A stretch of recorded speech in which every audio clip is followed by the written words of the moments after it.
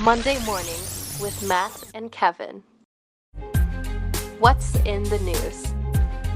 Topics that come up around the dinner table will be given the truth treatment with no punches held and no falsehood left standing. These two will debate real-life issues from a Catholic perspective every Monday at 9 a.m. Eastern. And now, here are your hosts, Matt and Kevin. Hi, very happy Monday morning to everybody out there. It's great to be back with Matt on a Monday morning. Oh, we're feeling good. I'm drinking a beer. I think he's drinking a coffee. As you all know, we got a bit of a time difference, so hopefully Matt's not drinking beer quite yet over there in the U.S. It's almost noon. Anyway, yeah, we got some really interesting topics today. We've been gone for a bit. I'm actually going again next week. I'm going to Tuscany, Matt. I haven't even told you that yet. So hopefully, really again. I know. We're always going to Tuscany. That was last year.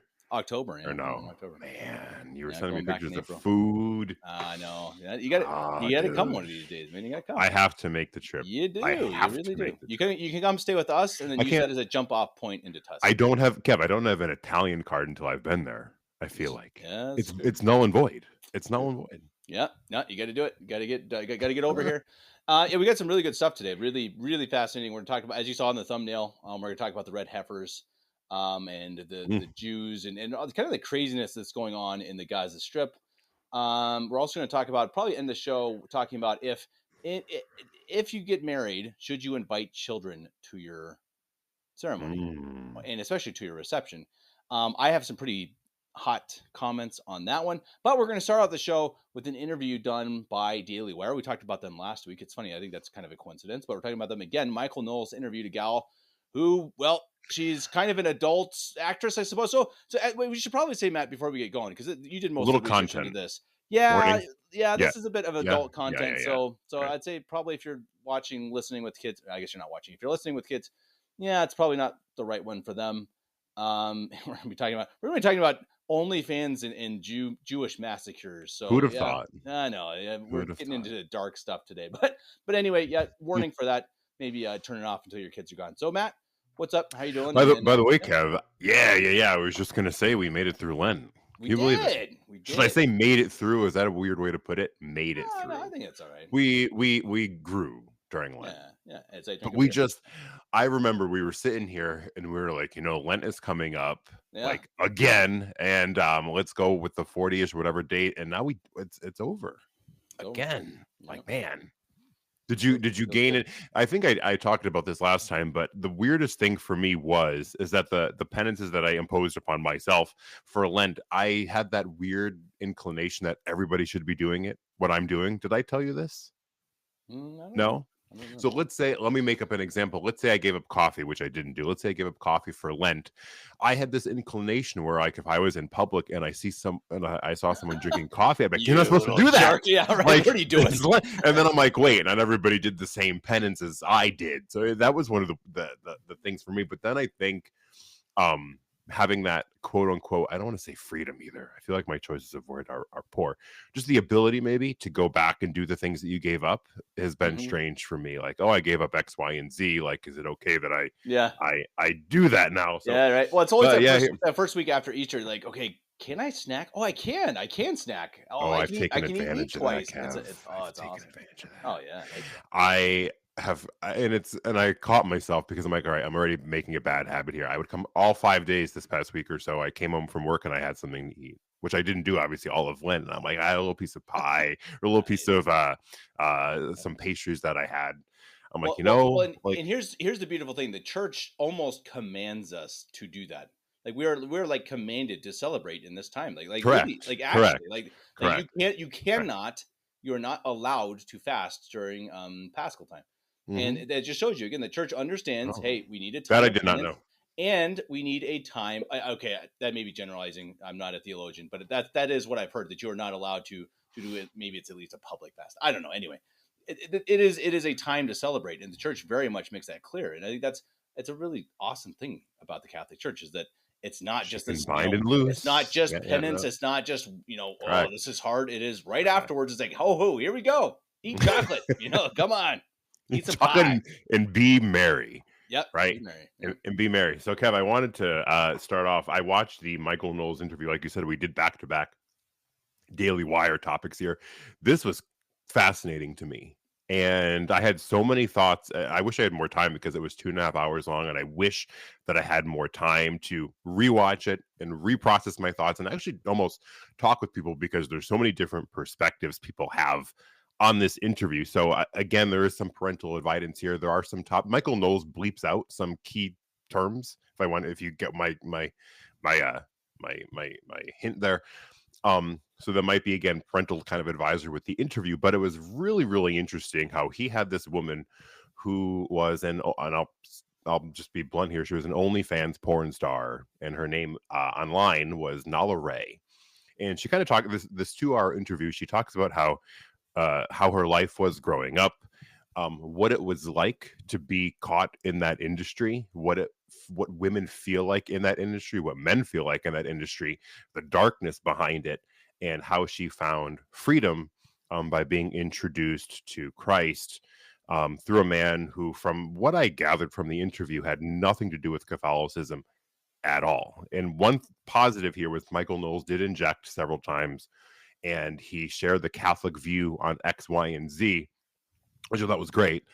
He talked about confession, sanctifying grace, the Pope, unity. He talked about these things, but he shied away from, and I don't know if it would have been the place to do it, but he sort of validated her experiences in these evangelical, I'm going to dunk you in a pool sort of moments, you know? Mm-hmm. So her story, and again, I won't retell the interview. People can listen to that for themselves. But the first point that I wanted to make was, she said, when she was growing up in her family, she never felt loved, and she never had that sort of embrace, or she never had that sort of language used to her or with her. And that stayed with her as a young girl, she said. And her mother she called her a strict disciplinarian, and her father refused any sort of, comfort or anything like that. And that really turned her cold, and that really turned her into a shell. And she said, I always felt numb.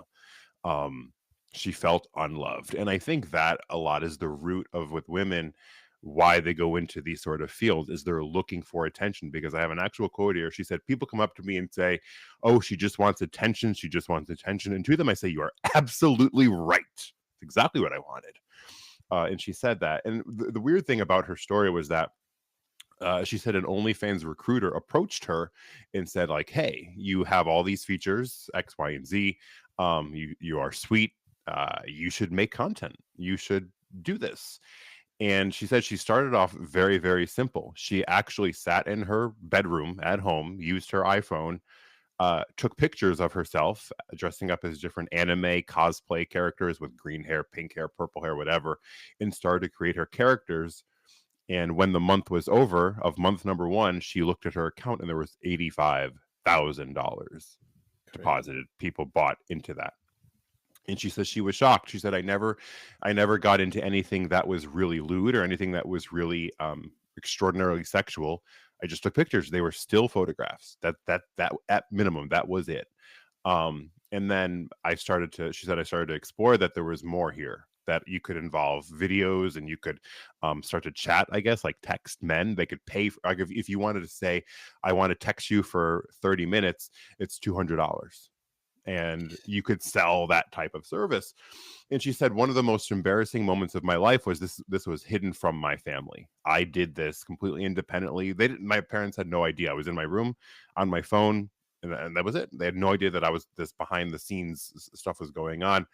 And she said, my family went out to dinner with me, and a man came up to me and he said, are you Nala? Her OnlyFans name. And she denied it. She said, no, I have no idea what you're talking about. I have no idea what that even means. But, she wasn't a very good liar. And her mother pulled out her phone, searched the name, and found her pictures, and found all of that out. And she said, and at this point in the interview, she starts to cry. And she said she felt shame there. She felt shame. But her mother told her, I hope you're happy with your endeavors. If this is what you want to do, then I can't stop it. Whew. One point that I wanted to make here before we either comment or kind of bridge a little bit. She said, if someone came up to me and told me in a firm way, in a loving way, in a charitable way, that you should not be doing this, you need to stop, this is not for you, she said, I would have stopped. but I had no one to come up to me and tell or to guide me or to be firm with me or to kind of straighten me out. She said, I didn't have that. All I had was support. All I had was do what you want to do. All I had was, what, as long as it makes you happy, who am I to stop you? She said that everybody fed it to me. If only one person came up to me and said, this is not good for your soul, for who you are as a person, you need to stop, I would have stopped. And she said, I had no one to give me tough love. And that was it. So what happened she to her said, strict disciplinarian mother? so that's what I thought too. All of a sudden, she had this freedom. So she said, here's where it kind of got crazy. She said she said all of this is marketing, and she said I felt I was a very independent person. I wanted to be financially stable. This was an easy way to do it. And from her spew here, she said not everybody who's on this website makes a lot of money. There are people who work on this website and make $100 or $200. It's not like this is a gateway to fame. It's just kind of how you market yourself and portray yourself. And she said people would come up to me who were in the industry and give me tips, give me advice. And the really sad reality here is, she said, the mindset that was given to me and was told to me was that we had to prey on the weakness of men, Prei. We had to prey on the weakness of men. Men who wanted to be with me would buy my content, because they thought if they bought my content, they would have my videos, they would have my pictures, they would have access to messaging me. And that in their minds gave them a thought that they had a chance to be with me. And she said, I marketed on that. She said, I would have hundreds and hundreds and hundreds of men buying all of my stuff because they thought that if they spent money on my content and whatnot, they had a chance. That's all they wanted, was a chance to be with me. I never entertained any of them. It was almost like this was a fantasy. This was a game. None of it was really real. And I fed to their fantasies, and I gave them what they wanted. And just for that chance, men were throwing around thousands and thousands and thousands of dollars. And she said the reality here is that all of the men who wanted me, who wanted to talk with me, to be with me, they never touched me. It was all a complete fantasy to them and with me. It was all fake. It was all a lie. And I totally marketed with that. And she said, and as I started to do this, she goes, when I was young, I did want, like a lot of young girls, I wanted a family. I wanted a husband. I wanted to have children. I wanted a home. I wanted good things for myself. And she said that would kind of weigh on my conscience a lot when I was doing these videos and making all of these things. And she said what I would think every now and then was, all of these men, they could never be a good husband to me. She said all of these men would be in my messages, my inbox. I would see all these comments of men drooling over me and asking for certain requests and wanting certain things. And I would do them because it was a fantasy, but I never thought that any of these men would be a good husband to me. And she said this became a really big conflict to me. And she said I really started to understand that I never had respect for any of these men. None of these men that were in my messages or whatever, I never had their respect. There was something about it where it just wasn't doing anything for me. So just sure. Imagine how demeaning is that in general. Just pornography in general, it's so debasing and filthy and disgusting, and it is lacking respect for anyone involved, obviously, but even especially for the women. It is truly turning them into a piece of meat, a piece of flesh, and taking away their dignity and their honor that they should have above just about anything else. And so, it makes sense that she's feeling like, hey, I'm not feeling very respected by people watching me perform these things. And it's like, well, right. And obviously it's good that she came to appreciate that. But I think it's one of those really incredible things that we deal with in society. Right. And I think, as you said, the fantasy side of it, that people, they don't live a real life, and I think you see that more and more, and I think you're going to see it more and more and more. And I think the world, it's one of the attempts of the devil to snare as many people as possible, is to get people as far from reality as possible. And that the saddest part of it, or I guess the saddest part, is people lose their souls. But aside from that, right, is depression. This makes people horribly sad, because it's once because maybe you can live in this false reality for a time, but once it really hits you, and which of course it will, that this is garbage, it's disgusting, and I'm a loser, like, by definition, how many people are going to go, and say it's not worth living at all? It's Right. terrible. Talk about a And horrible, horrible situation. she goes into that. She goes into that, and I wanted to talk about this a little bit here. She said money started to roll in. So she went from just pictures and all of that to videos. She started to date a guy who had his own page, and they would come together and make very explicit content and sell that. And she said money was rolling, million dollars like a year, almost hundreds of thousands of dollars a month were Wow. being put into her bank account. She said, I had everything that I wanted. And I remember one night sitting there thinking to myself that it hasn't done a single thing for me. She said, how I actually feel emotionally hasn't changed. She said, I still feel very lonely. I still feel very sad. I still feel very empty. I still feel very disappointed. I could buy whatever I wanted to buy, yes, but how I felt was exactly the same. And I think that goes to just show too how money, of course, can provide you with a comfortable life. I don't think there's any denying that, right? If you don't have to worry about having money, like, okay, that's great. But what it does in the end is very superficial. And she was like, and I would, I would buy these very expensive sweaters and these bags and all of that. And she's like, in the end, I didn't even care. It didn't do anything for me. What didn't make me happy. And she does later on distinguish between happiness and joy. She talks about that a little bit, but so the change here that I thought was kind of interesting, and I wanted to kind of navigate through a little bit here, was she said she also lived this life outside of her OnlyFans, where she would have like a social media page and all that, and really just live like a quote unquote normal life away from all of this. And she said she came across this channel and on TikTok when she was scrolling one night, and she liked the guy's page. I don't know if he was into war or he was into some like guns or anything like that, some kind of one of those, a guy thing. And she thought it was pretty interesting, and she messaged him, and they started talking as friends. And she said this was the first man who who wasn't interested in talking sexually to me, who wasn't really being explicit with me. He talked to me like a normal person.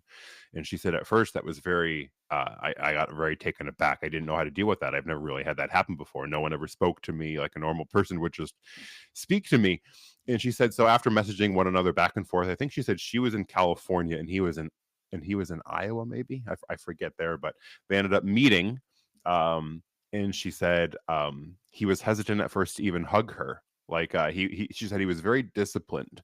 He was very disciplined. He was very respectful, and he was very masculine. And she said that to me, she goes, ignited something in me. I've never seen it in a man before. All of these guys who would message me and want to talk with me, just wanted something out of me, whereas this man was very principled and had values and spoke to me like a human with dignity. And she said that shook me to my core. She said that shook me to my core. And she said as we were in this friendship sort of blooming into a relationship, she said she had a defining moment in one of the videos, some of the content that she made, where she said it moved her to tears. I guess she was making a video with one of the models that she would do work with. And when they were finished, he said, I have to tell you, throughout this entire experience, I was imagining that you were somebody else, that you were another woman that I had in mind. You were just kind of like the puppet for me throughout all of this. And she said she just cried and cried. And she said, and I felt so empty, and I felt like such a shell of myself, and I felt like nothing more than a piece of meat. And she said, you won't believe how many women in the industry might look happy and say that they love their work, but they all know this, and they all feel this, and they all experience this, where they know that they're just being used. And she said, we know it, and we really, really know it. And that's what makes all the money really so worthless in the end, because we know that we're being used for nothing more than that. And she said, I knew at that moment, she said, that was the first moment with me that I said to myself, I have to stop. I have to stop this. I can't do this anymore. And so she kind of talks about how this man that she was met up with and they sort of became friends and returned to a relationship. He would preach Christ to her. Now, he is an evangelical, so I don't know what he was saying or preaching, but the interview takes the turn here, and they really talk about that sort of lifestyle where he preached purity to her, and he preached Christ's love for her, and the passion and the resurrection of Christ, and all the gospel really. And she ended up being baptized in some evangelical Protestant church, and she claims to have reformed her life. And I guess there's this legal battle as to how she can have content online and whatever. She's trying to remove it, but I guess sometimes you can't. So like, I don't know how it all works there. She There's a goes into lesson. it. There's a Right, right. She did say that they are. She feels extreme guilt and shame that all these videos are circulating out there. But she says she's working on trying to get that all erased and taken care of. But the weird thing is, and I guess I can kind of stop there for the quote unquote summary of the whole 2.5 hours, is that Michael Knowles injects, I guess I could say, Catholic responses to it, to her situation, but he doesn't. He validates her experiences because she says, you know, when I was baptized, when I was dunked into the pool, all my desires towards sin were washed away. I didn't have that anymore. I didn't feel all of these inclinations towards what I was doing anymore. And he validates it as a powerful experience by the Holy Ghost and all these sort of things. And you know, I think he could have pushed back a little bit more. I don't know if now would have been the time, maybe, with her sitting there. She's a bit emotional at times, but you know, a lot of those things that he validated weren't true, right? I mean, if it was not a triune baptism, then her baptism was invalid. Who knows what that was? And also, just because you're baptized doesn't really mean that all those inclinations or desires are going to go away either. We have original sin on our souls. We're stained with concupiscence. That's not going to just go. If it does go away, then praise God. But that's not just going to happen. Well, and I think that's a really good point that I was thinking about this time. I remember I read years ago from Reverend Butler. There was a story, and I don't remember her name. I want to say it was something like Saint Sabina, something like that. Anyway, it was a saint she was in Egypt, and she was a harlot. She was a terrible, horrible woman who did terrible things. And I don't remember why exactly, but you know, pretty much she had a, you know, St. Paul moment where, you know, it came immediately to her that she had to leave that life and to repent and to you know, become a Christian, etc.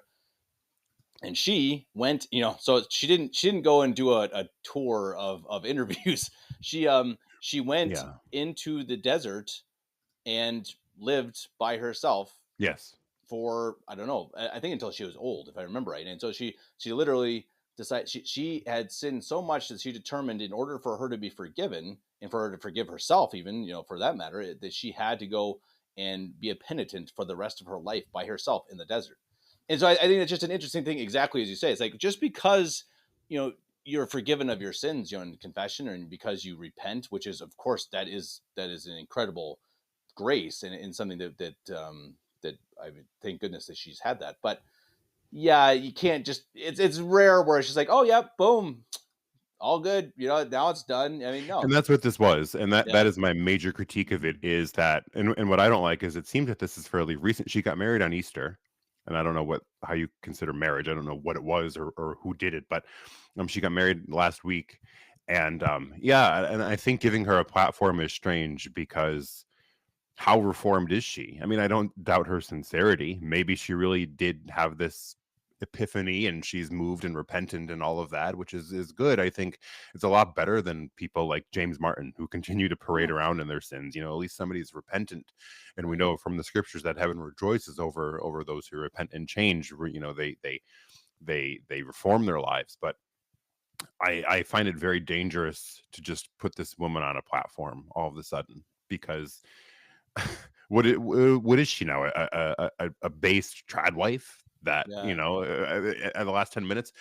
And also it had me thinking, I wonder, and this is kind of blunt to put out there, but I was thinking about it. I wonder how many men were, because he has 1 million followers. Michael Knowles is a very big account.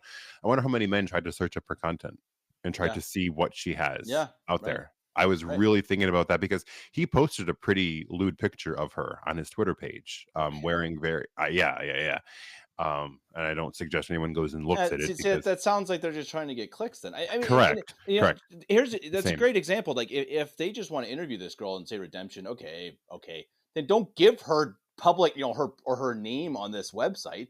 Don't tell people how to find her. She's drawing attention to herself. Yeah, I mean, if you want to say, you know, hey, I'm anonymous. My name, you know, I'm not going to say it. I had a name on this platform, which of course I'm not going to tell anyone because I don't want anyone to search it. Sure. I mean, come Would be on, much. I agree. and I am actually I'm a semi Michael Knowles fan. I think he's fairly conservative. He's better than the rest, I think, on there. Yeah, exactly. I mean, Matt Walsh has his strong points too, but yeah, I mean, generally I agree with Michael Knowles, but you remember too, I mean, he comes from a pretty sordid past too. I don't know if you know that. I did. So I know that he's also had a bit of a redemption arc, which again, good for him. But this is just one of those things that I've never heard Michael Knowles coming out saying like, "Yep, so I'm going to talk about my sordid past." It's just there's something very weird about it. And I think again, redemption stories are good, but I think it should also, if it's going to happen, come years and years later. And it's something I've learned, as a podcast host, that you don't want to interview anyone who is recently converted. In general, there are exceptions. Matt, you're one of them. but in general, I've had a few that bit me in the butt because it's just things are so. There's a newness to it. Yeah, exactly. You're passionate. You're on fire for the faith and traditional Catholicism and everything that goes with that. And then when that fire burns down, as it does for everybody, then what? Then I wondered. She lived such a lifestyle for however, maybe a decade. I'm not sure. She looked fairly young. I don't know, but who's to say? And I hate to put this out there, but who's to say she doesn't go back? Who's to say that she doesn't miss? Like you said, yeah, there's this newness, there's this new commitment, but even Scripture says, that the demons will flee and then they'll come back to where they were once housed. That'll come back. And I think she will be tempted again. I hope she doesn't, and I'm sure that doesn't apply to everybody, but I assume that window is open for a return to that. It's been a part of her life for a long time. Well, and I think it's a good segue because I think Daily Wire has been going in weird directions to me, and I used to follow them quite a bit until Ben Shapiro started to bash Jesus Christ, and it's like, okay, well, bye, I'm done with you. I think Matt Walsh's "What Is a Woman" is amazing. I think it's one of the best, just absolutely deadpan ridiculousness ever. It really destroyed the entire argument of transgenderism. It's awesome. I don't know if I can recommend it, honestly. Sorry, maybe it's got stuff in it, but the way he goes about it is really, really well done. But really, since then, they've really gone off the rails. I mean, you've had Candace Owens get fired. We talked about that last week, and I think you just there's a weird feeling like they're kind of not sure what their thing is, and I think that what has happened, they got too big. They used to be the little guy. You remember, not the little guy. They're the medium guy. They were the kind they were in the pocket. Yeah, they were out there. Big conglomerate. They were kind of these small guys. Matt Walsh was a little blogger back in the day. I mean, and he had his own opinions. He could just say what he wanted with absolutely nothing holding him back. And people weren't listening. Right. He does that sometimes, but now I see Matt Walsh posting. I don't know. I mean, sometimes, especially on social media, it'd be like, I don't know. Woman runs naked down the street and gets pulled over by a cop. Literally just like actual clickbait, like legitimate. That's it. All it is try to get click, and it's embarrassing. It's absurd, and you just see that their business model is completely corrupted and broken. And it makes me wonder too, Matt, that I know that Ben Shapiro is the only real Jew there. I think Klavan was Jewish. I don't actually even know what's Klavan, but it's interesting because one of the other topics we're going to talk about today is this is pretty weird stuff, and I'm getting this. This is crazy. This is from LifeSite News, which they're who has me blocked, by the way. Do they? Oh, well, correct. Good for you. They're pretty iffy. They've had a couple other news stories that have been questionable lately. But anyway, there's pretty much. How do I say this shortly? They are planning or preparing for the sacrifice of 5 red heifers, 5 red cows. Correct. In Israel sometime. I haven't heard a date. And anyway, pretty much they've interviewed people about this, or somebody interviewed some one of their, what are they called? Not priests or whatever, and rabbis. One of the rabbis, and he's like, doing this does not activate the requirement to build the temple. Building the temple does not depend on the red heifers. Yeah, unquote. And then it says, this is again LifeSite News. This is the same article, quote, reinstating the temple service in its entirety is dependent on the return of the red heifer ritual. So they literally, unquote. So they're like, building the new temple doesn't have anything to do with red heifers. And then like in the next sentence, oh, we need the red heifers to actually perform the red, the temple ceremony. It's pretty weird stuff. And I think, Matt, I don't know how much you know about this. I don't know much at all, but I know there are rumblings, I suppose, for the last really hundreds of years, that the Antichrist will be connected with the building of the temple, will be Yes, connected it will with usher it in. Yes, right, yes. and that has been the rumors have been about that, I think, for 100 years. And I think that it feels like something could be because again, sorry to wrap this up quickly. I mean, the stuff going on in Gaza right now is crazy. And one of the things they mentioned in this LifeSite News article is that perhaps the October 7th massacre, which was disgusting, horrible by Hamas, it was really terrible. And they said maybe Hamas did that partly because of the story about the red heifers, which again, I don't know, but the very weird stuff. I don't. What is your feeling, Matt, about Israel? They do have a date. April 10th. April 10th is this April 10th. So what? 2 days? Holy. Yeah, there will be a red heifer ceremony completed on the Hebrew month of Nisan, which not to be confused with the car, but they're all tied in, aren't they? But yeah, so scripture talks about, I believe they say here, Numbers chapter 19 talks about the sacrifice of the red heifer. And yeah, there is that belief that the rebuilding of the Jewish temple will usher in the Antichrist and signal the end times. And I think that there have been things that have happened the last century or so, Israel being recognized as an independent state in 1940 something, maybe, is kind of like this is a precursor to some things. What's interesting here is the headline. Let me just scroll back up to it. So this is kind of like the subheading. It seems hard to deny, this is off LifeSite, it seems hard to deny that there is a link between the bringing of the red heifers and the rebuilding of the Jewish Jerusalem temple, as well as the coming of the supposed Jewish Messiah, who some Catholic theologians have warned could be the prophesized Antichrist. Now, I found a quote from Bellarmine, who said the Antichrist will come especially because of the Jews, and the Jews will receive him as their Messiah. So there is that interesting quote from John Paul II as well, and this is one of those blasphemous quotes, who said that the Jews do not wait in vain for their Messiah. However you want to take that. Wait, you can Google that. Real quickly, Matt. Who was that again? That was quote, that was Saint Pope John Paul II the Great. So, you can't even make that stuff. That their weight, you can Google it. It's in one of his addresses.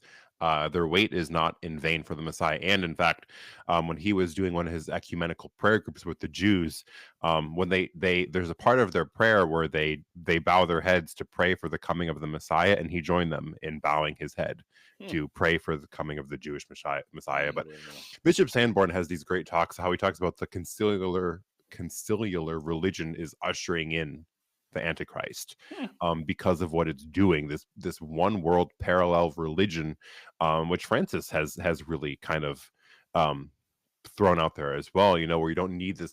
We're all united in our humanity, and that is really the ushering in of the Antichrist because of these things. And there is this relationship, I feel, between the conciliar church and Israel working together to usher him in. Do I know if we'll see it? I don't know. I think people have been prophesizing the end times since Christ died. Yeah. So it's been a 2,000-year guess, but there are signs for us to look for, and I think we are starting to see them. I know that there have been a lot of theologians and whatnot through the past who have taught that a counterfeit church will exist to kind of parallel the Catholic Church.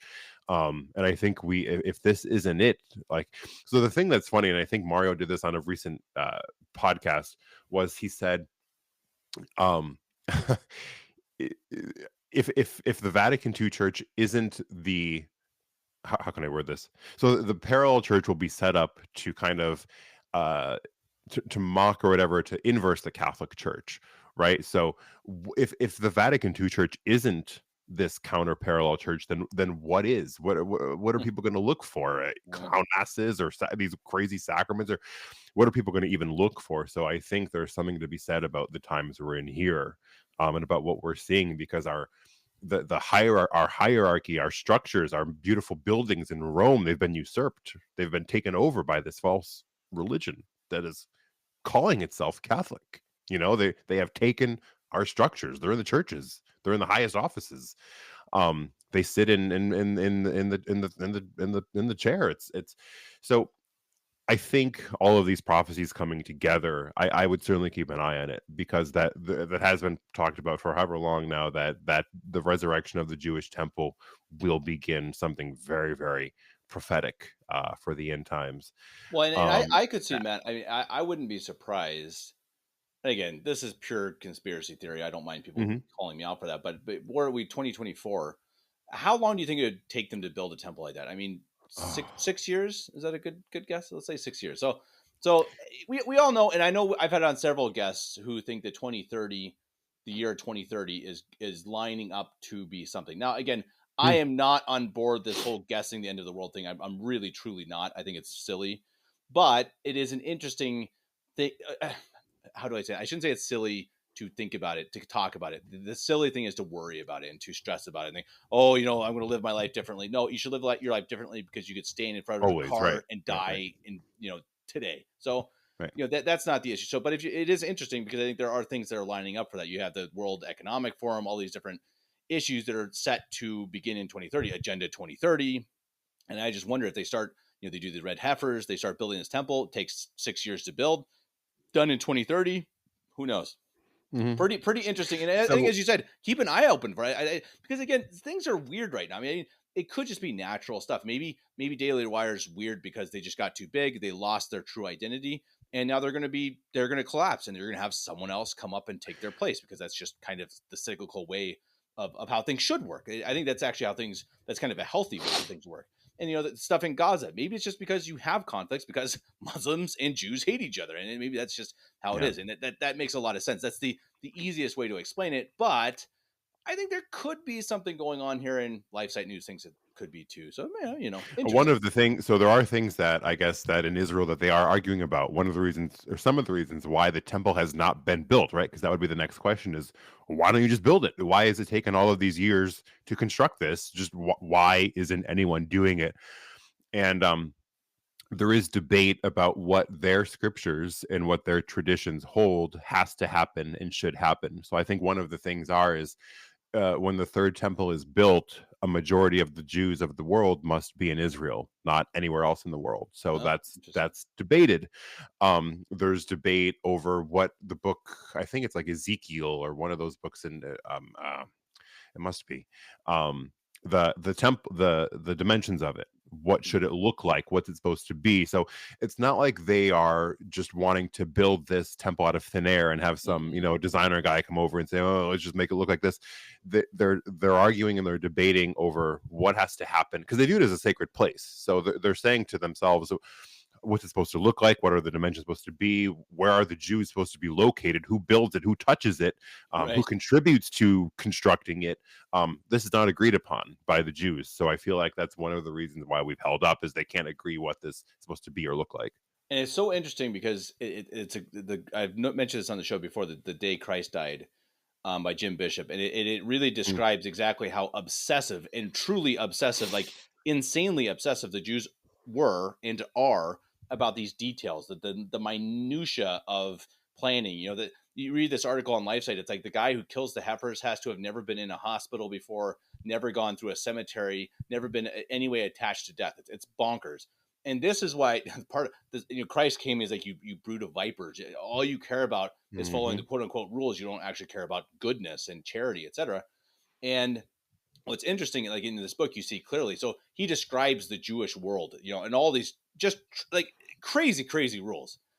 And then you see how in the trial of Christ, they break all of them. They break all the rules, Matt. Like in order to put Christ to mhm. death, they're just like, oh, the things that we care about above anything in the world is our rules, but we're going to break them all and kill Jesus because he's too dangerous for us. And it just shows you. I Yeah. mean, these rules. When rules are just there, if they're there because of the letter rather than the spirit. The spirit being, I follow rules because it's the right thing to do. I don't just follow rules because I have to, because that's what the rule book says. It's because that's what I should do. And so once you decide, well, there's something more important than the rules. Okay, I'm going to break all the rules and kill this crazy Jesus Sure. because Sure. again, you're not following it by spirit. You're just following it by letter. And I think that's a very interesting issue that we see to this day with these people.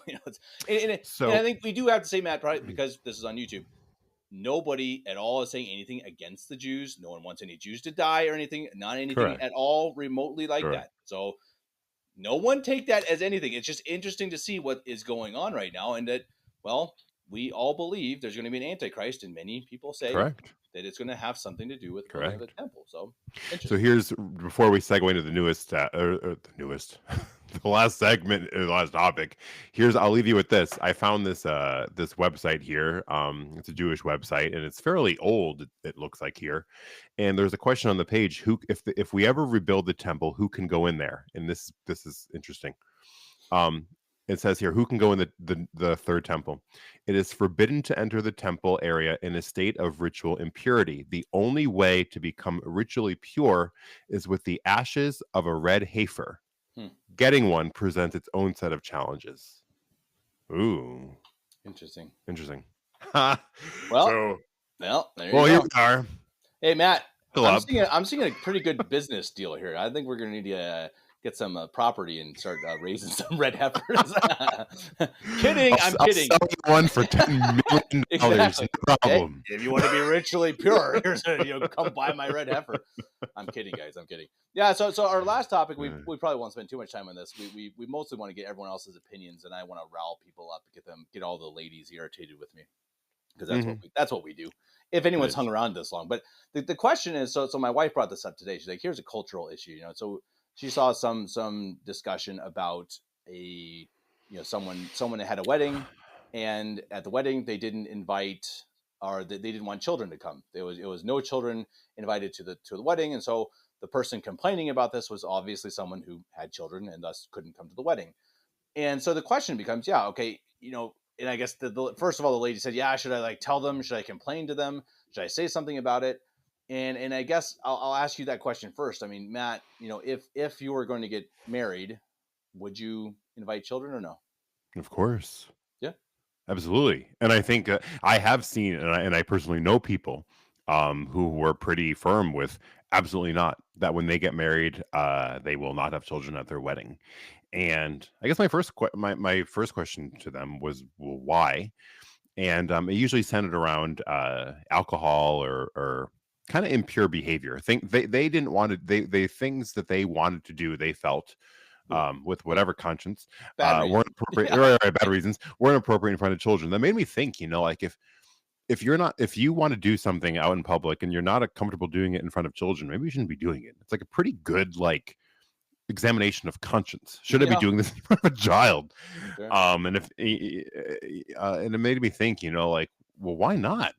And I think it's a day of celebration, and I could see how people want their quote unquote day to be perfect and be away from all of the the stress that might come with carrying children with you to an event like that. And it's stressful. I certainly get that, and I've seen that. There's a lot you have to care for them, and they could sometimes be disruptive. I think we all know that children can be disruptive. But you have to remember, too, that I think people who say, I don't want any children at my wedding or whatever, I think it's sort of forgetting that, it's not really your day in my mind. I think that's another argument is it my wedding day where it's just me and my husband or me and my wife, and that's all we should be focused on. I think it's the building of your family. It's a day that maybe you should celebrate all of you, and I think children should be a part of it. And I think the sacrament is beautiful, and it's done for God. Marriage is for God, and marriage is to help one another and get to heaven. So I think, yes, absolutely, children should come and see it and enjoy the day and celebrate with the rest of the family. See, and you're take the same opinion, right? No, I'm not. Definitely not. No, here's what I think. So and I think I agree with you on some things, but I think, okay, the marriage, it is a sacrament between the man and the woman. So that is the primary issue for sure. No question about that. That is why the whole thing happens, because it is the sacrament of matrimony. These two people are, doing that in front of God for the rest of their lives. And so it is their big day. And I think that's absolutely true. And I think the issue is, okay, we've lost that, as a society. Most people don't even go to the church. So you just have the big party. So it's become, okay, we're getting married, but we've lived together already, so we're just going to throw a big Right. party, so we don't want your kids to come. Yeah, okay, that kind of makes sense. Now, what I think, I do think I agree with you that children should be invited to the mass, to the sacrament, because I think it is a beautiful thing for children to see. Children should be able to see many or almost all of the sacraments, confession of obviously not before they can go themselves, and last rites, maybe not until they're old enough to really understand death. But the other ones, I think to be able to witness that, and the closer you get to that, I just had a conversation with Father McKenna about that. The closer you can bring your kids to the communion rail, even before they can receive, the better, because that gives them an idea that this is normal. This is what I want to do too. I see my parents do it. Yeah, it's what we do, and I think that's a good idea. So when you can give a child the opportunity to see a sacrament, especially one that's as beautiful as that of matrimony, then I absolutely agree. Now, I'm kind of split. I can totally understand why you wouldn't invite children to the reception afterwards. And now, I don't think it should be because you're doing crazy things. Obviously, I think that's Okay. that's a silly idea. I think it's because I think just simply monetarily, if you're inviting, here's the issue, and I think especially in America, you just start saying we're going to have 200 people at our wedding. That's a lot of money, Matt. That's a lot of money. Oh, yes. And so my wife and I, we had about 80, but we were already older, so we were paying for our own wedding. And I think that's another issue in the U.S., which don't get me started. I think the idea that parents had to fork over $50,000 for a wedding for their child, I've heard worse. It gets worse and worse every year, and it's absolutely ridiculous. Why not have a small wedding with your close family and friends? That's not a humongous deal. It's not a party, because it's not about the party, man. It's about the sacrament of matrimony. And then the parents, if they're able to, can give that money instead as a dowry to prepare you for your life, your future life. And it's an insane idea, Matt, that instead of getting this dowry, instead of getting this money to help you raise a family, you're getting it to have one big party. It doesn't make any sense. And so I think, I'm not saying not to have a beautiful wedding. I mean, we had an amazing wedding, and people should too, but you can do that in moderation. And if a way to moderate that is by saying, yeah, children can come to the mass, but the reception is only for close friends. So I guess no. I guess a better question, if you reword the question, should children be kept away from weddings, would kind of change the way, because I agree with your point. I agree that it could be a financial strain. There's a lot of money, and you bring, who knows, 100 kids. I get that. I also wrecked a wedding one time as a 10-year-old too. So just of course, you're a difficult kid. You were a difficult kid.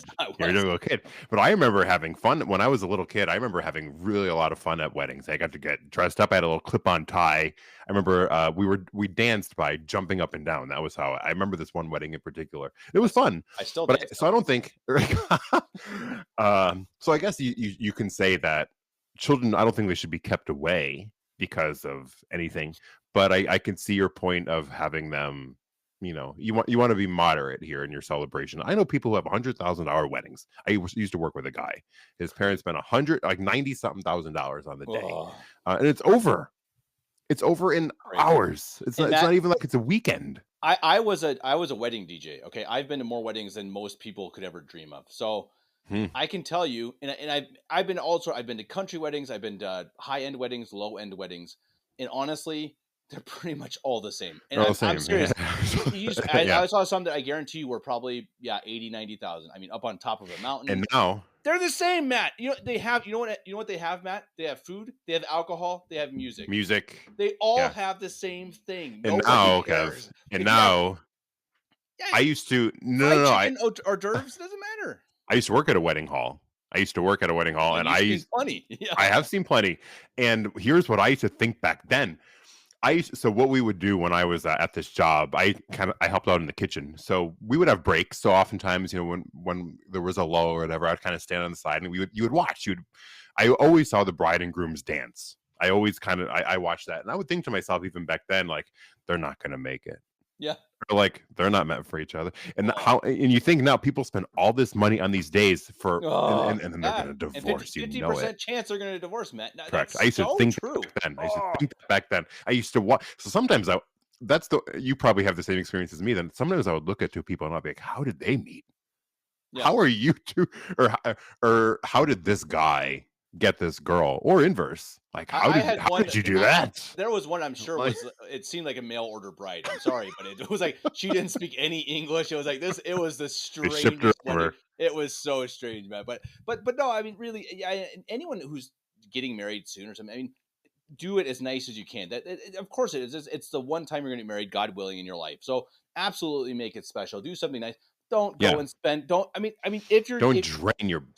Talk to your parents about it, and they're like, hey. Yeah, exactly. Or your own bank. So if you got 30,000 in the bank, just think about it. Okay, you've got to go start your life. You're gonna need furniture, a house. You're gonna have to start caring for kids, etc. Do you want to go spend $30,000 on a party or preparing for your future? It is that simple. It is. People try to make it so it's not. It's like, oh, but no. Go and have a nice party on a budget. Make it a really tight budget, and then make it as nice as possible. And people don't care. I've been at weddings where they had fried chicken. They had fried chicken and mashed potatoes. My friend had that. It was awesome, man. It was awesome. My friend got married. My friend got married with the SSPX, but got married, and the reception was in their backyard. Her parents cooked hot dogs and hamburgers. Heck yeah, man! That's more fun, isn't it? Oh, I'm so for it. And Matt, you don't have to there's less dress stress. Crazy. Yeah, you're just chilling. Yeah, you just have some beers. There's music. There's burgers. That's enough. It's enough. She loved it. They loved it. I'm telling you, Matt. This is the Disney. This is the whole Disney princess mindset. It is. We have to do it bigger than everybody else, or everyone else does it. No, you don't have to do it like everyone else. Be responsible. Be adults. Have a nice thing, and don't blow your whole budget on one day. It's another funny thing too is how many things like people forget about. And I've probably, if we can bring this to sports really quick too, I have sacrificed. I've said to myself, like, I have to stay up late because I have to see this game. I have to see this win. I have to see this home run. I don't even think about it now. Like, I remember, and I'm going to bring this up again because you and I have used it before, Barry Bonds' home run, right? When he hit the 756 home run to break. Here's my thing is I made sure to catch his I didn't want to miss it. I wanted to say that I saw Barry, and now I don't even remember. Man, I remember McGuire breaking it. I remember we were kids, and I remember turning it on with and just 62. randomly 62. He broke it with 62. Yeah. We had just turned on the TV, and he hit the home run. I was like, see, what? See, and you can say that. You can say that, but like, do you really? I mean, like, okay, like, what does it do for you? All the time that I think I wasted. Like, I gotta watch. I remember watching Ichiro get the record-breaking hit in a season, and I was like, yeah, I had it on the TV. And now it's like, what did it get me? I don't know. Other than one more sleepless, good memory, I guess. Look, I live in Germany, so if I want to watch like the Nuggets, the basketball team, they won the championship last year, and so come on, I've been a fan for decades. So when they're in the championship, I watched every game, which means getting up at 2:00 until 3:30, or 2:00 till 4 every other day. But I was like, you know what? Hey, I've suffered through this team being bad for 30 years. You deserve it. Honestly, I'm okay with it. I had a rough week, but I made it through, and I don't regret it. I don't regret it. And now Rockies baseball started, Kev. Oh, please, Matt, don't even. Are they in last place already? Oh, they could be one of the worst teams of all time. I'm serious. Like, man, I've seen some bad Rockies teams. They might be the worst ever. They are. Hey, my Yankees are 7-8-2 or whatever, something like that. But how much money? I wonder how much they're spending, because the Dodgers are spending what, 180 million or something like that, or more. We have to do a show about Ohtani at some point if you saw this. The sports betting, yes. Okay, when I get back, his interpreter. Pete Rose said, "Did you hear Pete Rose? By the way, did he say something? He did. Pete Rose. He said, I'd be in the Hall of Fame right now if I had an interpreter. You get it? Awesome.